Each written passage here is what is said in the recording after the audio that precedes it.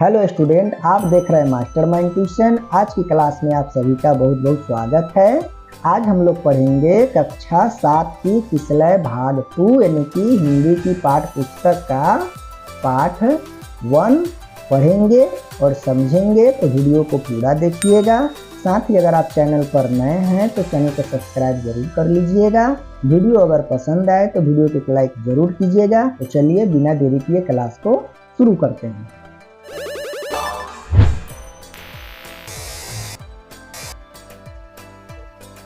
यह है बच्चों किसलय भाग 2 का पाठ 1 मानव बनो यानी किसलय भाग 2 कक्षा 7 में पढ़ाई जाने वाली हिंदी की पाठ्य पुस्तक का नाम है। और इस पाठ्य पुस्तक का पाठ 1 हम लोग आज पढ़ने वाले हैं और समझने वाले हैं, जो एक कविता है। कविता का नाम है मानव बनो और इस कविता के लेखक है श्री शिवमंगल सिंह सुमन जी। तो उन्होंने मानव बनो यानी कि हम मनुष्यों को किस प्रकार से बनने की प्रेरणा दे रहे हैं, राह बता रहे हैं, हमें क्या करना चाहिए क्या नहीं करना चाहिए, इस कविता के माध्यम से हम लोग जानेंगे और समझेंगे। तो मेरे साथ बने रहिए। अब हम इसे पढ़ते हैं और समझने का प्रयास करते हैं। है भूल करना प्यार भी, है भूल यह मनुहार भी, पर भूल है सबसे बड़ी करना किसी का आसरा, मानव बनो मानव जरा।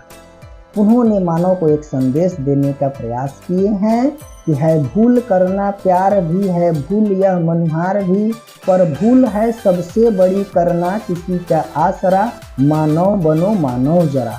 हम मनुष्यों की सबसे बड़ी भूल है किसी का आसरा करना, किसी के सहारे अपना जीवन व्यतीत करने का प्रयास करना, जो हमें नहीं करना चाहिए। हम मनुष्यों को किसी का आसरा नहीं करते हुए अपना जीवन खुद अपने तरीके से जीने का प्रयास करना चाहिए। चलिए कवि महोदय जी आगे क्या कहते हैं। अब आंसू दिखलाओ नहीं, अब हाथ फैलाओ नहीं, हुंकार कर दो एक जिससे थर थरा जाए धरा, मानव बनो मानव जरा। अगले पंक्तियों में कवि महोदय जी हम मनुष्यों को यह बताते हैं कि अब आंसू दिखलाओ नहीं, अब हाथ फैलाओ नहीं, हुंकार कर दो एक जिससे थर थरा जाए धरा, मानव बनो मानव जरा। यानी कि पहले पंक्ति में उन्होंने कहा कि सबसे बड़ी भूल हम मनुष्यों की क्या है, दूसरे की आसरा करना।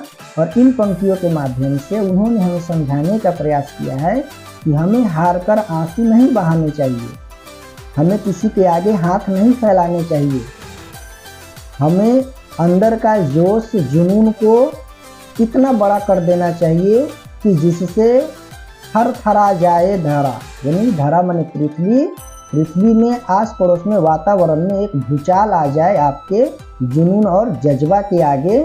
और इसी जज्बा को बरकरार रखने की बात कवि महोदय ने इन पंक्तियों के माध्यम से हमें कहने का प्रयास किए हैं। चलिए हम लोग आगे बढ़ते हैं और देखते हैं कि आगे क्या है। उफ हाय कर दे ना कहीं शोभा तुम्हें देता नहीं, इन आंसुओं से सींच कर दो विश्व का कन कन हरा, मानव बनो मानव जरा। इन पंक्तियों को फिर से समझने का प्रयास करेंगे कि उफ हाय कर दे ना कहीं शोभा तुम्हें देता नहीं, इन आंसुओं से सींच कर दो विश्व का कन कन हरा, मानव बनो मानव जरा। कवि इन पंक्तियों के माध्यम से हमें सचेत कर रहे हैं कि उफ यानी किसी के सामने झुक जाना, किसी के सामने अपने आप को न्यौछावर कर देना, यह हमें शोभा मनुष्यों को नहीं देता है। हम मनुष्यों का जीवन बना है अपने बल पे आगे बढ़ने के लिए, अपने दम पर आगे बढ़ने के लिए।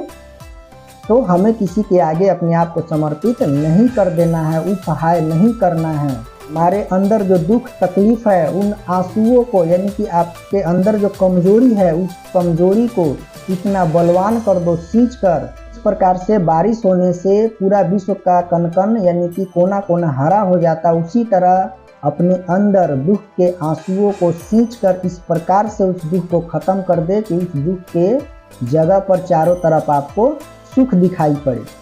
चलिए आगे बढ़ते हैं, उन्होंने क्या कहा। अब हाथ मत अपने मलो जलना, अगर ऐसे जलो अपने हृदय की भस्म से कर दो धरा को उर्वरा, मानव बनो मानव जरा। यह इस कविता की मानो बनो कविता की अंतिम पंक्तियां हैं और इस पंक्तियों के माध्यम से उन्होंने कहा है कि अब हाथ मत अपने मलो, जलना अगर ऐसे जलो, अपने हृदय की भस्म से कर दो धरा को उर्वरा, मानव बनो मानव जरा।